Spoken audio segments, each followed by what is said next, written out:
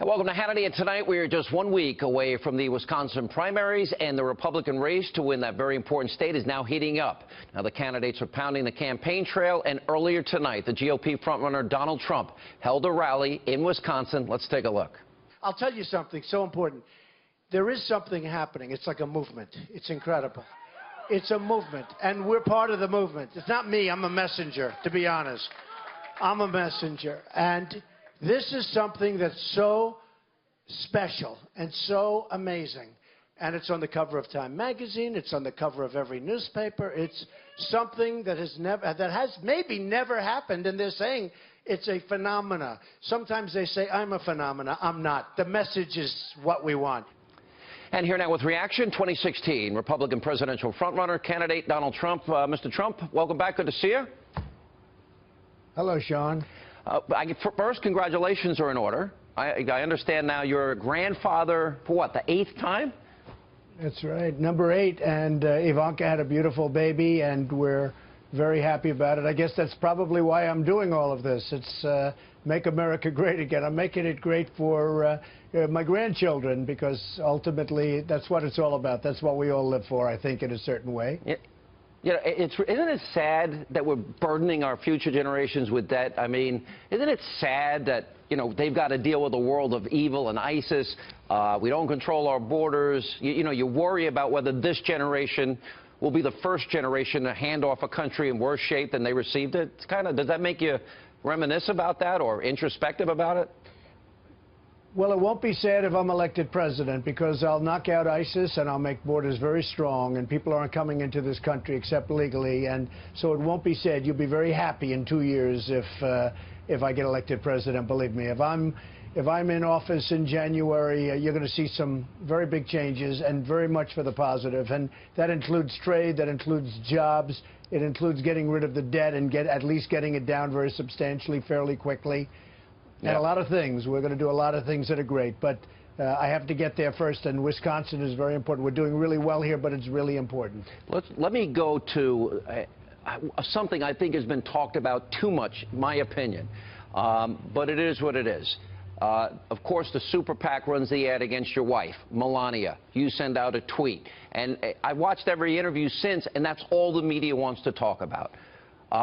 Do you have any regrets in regard to this? How do you feel about how it's all been handled? No, I don't. Look, Cruz is, I call him Lion Ted Cruz after what he did to Ben Carson and many other things. He lies. He really lies. I've never seen anything quite like it. I've dealt with much tougher people, but never somebody that can lie like that. And he did a terrible thing with Ben. Then what he did is my wife had a, very good photo shoot for GQ. It's called GQ. And it's a top magazine, and she had the photo shoot, and they sent it out to people in Utah, which was starting it, and he knew about it. He said he didn't know anything about it. He knew about it. These people on the PAC, they were all friends of his, or many of them were friends of his, so he knew all about it. So he started it. But as far as I'm concerned, it's over. I want to get to jobs. I want to get to trade. I want to get to build up the military. I want to get to so much our veterans. We have to take care of our veterans. I look at what's happening in Wisconsin with the numbers, the job numbers, the trade numbers, how it's a stagnant economy, how they owe $2.2 billion in terms of their budget. It's a disaster. I'm looking at the kind of numbers here. And I know Walker endorsed today Cruz, because he couldn't endorse me because I knocked him out of the presidential race. How is he going to endorse me? And all I did was repeat the numbers in Wisconsin. They're terrible. And, it's one of those things. So he endorsed him. Let's see what it means. All right. Let me ask one other question that made a lot of news today. And in full disclosure, I'm friendly with both parties here. I know your campaign manager, Corey Lewandowski, very well. I know Michelle Field. She's been a guest on this program a lot over the years.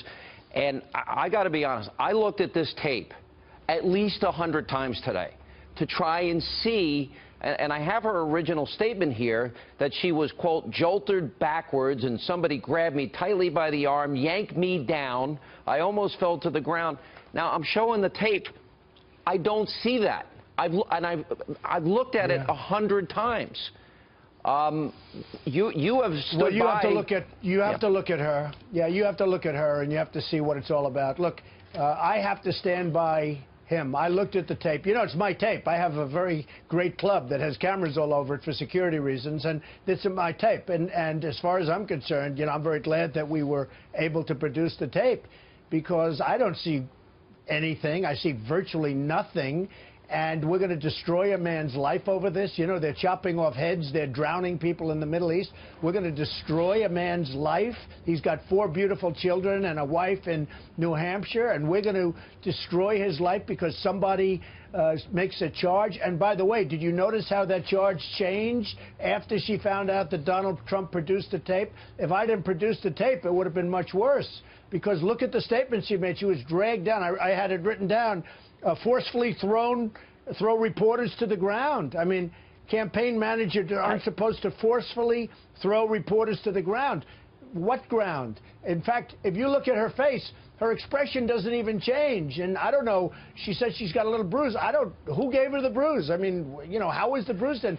People, if the tape was what she said, if you saw on the tape something different, would you have fired Corey? Oh, if he threw it to the ground, I would have fired him immediately, absolutely. If she was thrown to the ground. But, I mean, look what she said. I was jolted backwards. Someone grabbed me tightly by the arm and yanked me down. Campaign managers aren't supposed to forcefully throw reporters to the ground. Now, look, I would tell Corey, you know, it's very easy for me to do that. That's actually the easiest thing. But I can't destroy a man's life with somebody that does the story. Now, her story changed once she found out that there was a tape. All of a sudden, it's, uh-oh, this is a problem, because now there's a tape. Yeah. And then, you know, people don't talk about the tape. On other shows on Fox, they don't talk about her initial statement. But her initial statement was exactly what you and I both said.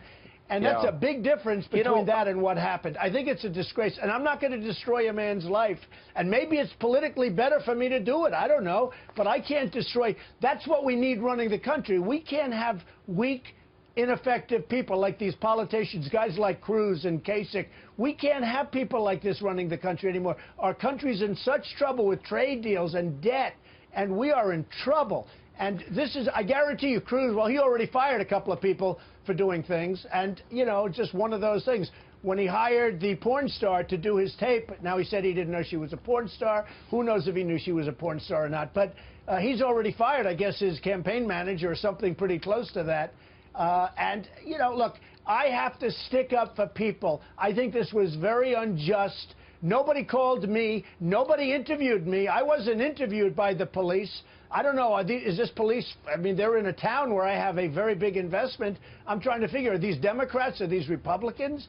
Why would a man be destroyed over a tape like that? You see what happened, and it was... I looked at it. What happened? I looked at it 100 times, and I know, as I said, I know both people. To me, it looked like the typical gaggle of reporters, you know, where the campaign is trying to get the candidate away because they've answered enough questions, and everybody's moving on, and she's trying to get in that last question. That's how I see it. I don't see any jerking. I don't see any pulling. I see him saying, well, all right, that's... First of all, Sean, let me just interrupt you. Let me just interrupt you just for a second.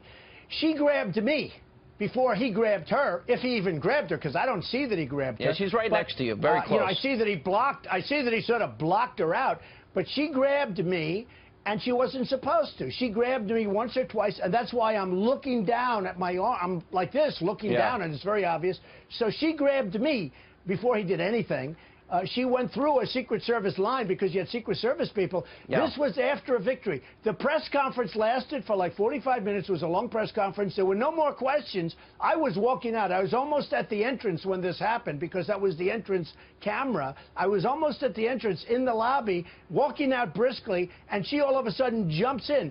So she grabbed me, and she had something in her hand. I don't know what it was. It looked like it could have been a pen, but, you know, from the standpoint of where we are, who knows what it is. So she grabbed me, and then he maybe brushed her aside, and we're going to destroy his life for that? I don't think so. Let me go back to the earlier question when I talked about, I think, in a lot of ways, this is for both campaigns, we got off track, the ads that went out. You're saying you're done with that. There's no more coming up. Now, you're in Wisconsin. You pointed out that Scott Walker endorsed your opponent, Ted Cruz. What is it specifically, the message you're bringing to the people of Wisconsin, and knowing that the media, this is all they want to talk about? Look, Wisconsin's doing very poorly. Wisconsin is losing jobs. They aren't growing. I have a whole list of things. I could read 15 things to you. I had no idea it was doing that way. And you also know for a fact, I have many friends that live in Wisconsin. I mean, it's a great place. But Wisconsin is not doing well. And I'd see this governor get on a motorcycle all the time with his big motorcycle, you know, big tough guy, and he'd get on his motorcycle. You know who's endorsing me more than anybody? Are the motorcycle people. These guys are, every time I make a speech, I have motorcycles outside, but I mean big, like 600, 700, 800 sometimes where they're outside. But I'd see him in his motorcycle jacket, you know, like he's a tough guy riding on the highways. Look, he endorsed a guy who has no chance of beating Hillary Clinton. I'm going to beat Hillary Clinton. I haven't even focused on her. I only focused on her once, about 2 months ago, and believe me, that was the last time I got hit with that subject. And I helped Bernie Sanders because her numbers went way down after I went after her. I haven't gone after her. I have 2 more people that I have to beat. We started off with 17 or 18 people. We're down to 2 left over, and I will see what happens. Let's see. I mean, I think I'm going to win. I think I'm going to do well in Wisconsin. Let me ask about the scenario. I mean, you have John Boehner and obviously Mitt Romney and other establishment people. They all, and John Kasich. Kasich has no mathematical chance to get 1237. You do. You have to get about 53%. Ted Cruz has to get about 83%. So he has no chance, but they're stating publicly the idea is to prevent either of you from getting that number. Stop Trump. Then, of course, Kasich approaches Cruz. They want a partnership, obviously, to be against you. If these types of games are played, what is going to be your response? Well, first of all, Cruz is never going to beat Hillary Clinton. I'm going to beat her, and polls are showing it, but I'm going to beat Hillary Clinton. And I think I'm going to do it easily because we have millions of people coming into the party and coming in and voting in the primaries, millions more tthan we had, Sean. It's the biggest story in all of politics, millions more than we had 4 years ago. And it's a great movement that's going on. It's an amazing thing, and it's a beautiful thing to watch. And I'll tell you, you're going to have a lot of very disappointed and, frankly, very angry people if they try and stop. You know, I'm way ahead in delegates. I'm millions of votes ahead of Cruz and millions ahead of Kasich. But I'll tell you what, it's a little bit unfair because when I started, we had 17 people. So we had a lot of people sitting out. Some would get 1%, 2%, 5%, 10%. So when I have to get 50% in the end, it's tough. Now, I think I'm going to meet the 1237. But still, it's unfair because I had all of these people, senators, governors, some very good people like Ben Carson, some people that, you know, a lot of people. Now, when you have to divide all of that vote up and then you're supposed to get 50 plus 1, 50% plus 1, it's really very unfair. Despite that, I think I'm going to do it. But I will say this. If I was a little bit short and I was way ahead and, you know, millions of votes ahead, many millions. Right now, I'm more than 2 million votes ahead of Cruz. And I'm, you know, hundreds of delegates ahead. But if I was a little bit short of that number and with all of these people that I had to beat, I think it would be very, very unfair, I'll be honest with you. And I think a lot of the people that support me feel that, too.